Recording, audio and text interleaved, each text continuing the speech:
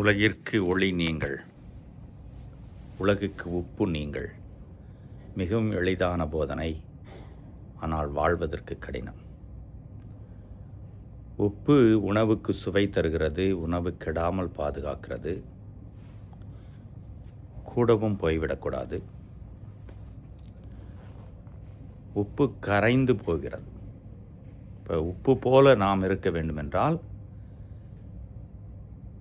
கடவுளுடைய அன்பை பிறருக்கு எடுத்துரைக்கணும்.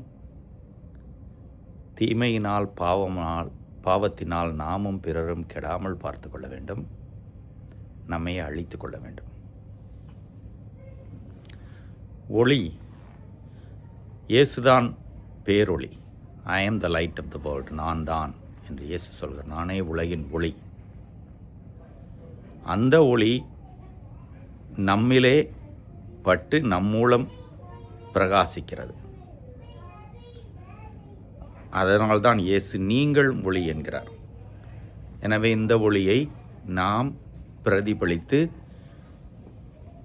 வெளிச்சம் இருக்கிற பொழுது, ஒளி இருக்கிற பொழுது அங்கே இருளுக்கு வேலை இல்லை, தீமைக்கு வேலை இல்லை, பாவத்திற்கு வேலை இல்லை.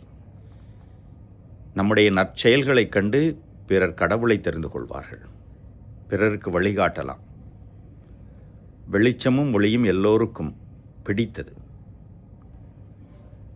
இருள் பயத்தை தான் தரும், பாவத்தை தான் தரும். எனவே நீங்கள் உலகின் ஒளி என்று இயேசு சொல்கிற பொழுது, இயேசுவினுடைய ஒளியை நாம் பிரதிபலித்து பிறரை கடவுளிடம் அழைத்து வருவோம், பிறருக்கு நல்வழி காட்டுவோம். முதல் வாசமும் அதை தான் சொல்கிறது. எப்படி நற்செயல்களிலே நாம் கடவுளுடைய பிள்ளையாக இருக்கலாம் என்று. இயேசு தூய ஆவியானவரின் வழி நடத்துதலோடு ஒளியாக இருந்தது போல, புனித பவுல் 2ஆம் வாசகத்திலே கிறிஸ்தவர்களே தூய ஆவியின் வழியாக உங்களுடைய நற்செயல்கள் வெளிப்படட்டும் என்கிறார். எனவே ஒளியாவோம், உப்பாவோம், கடவுளுக்காக வாழ்வோம். இறைவன் என்றென்றும் வாழ்த்து பெறுவாராக.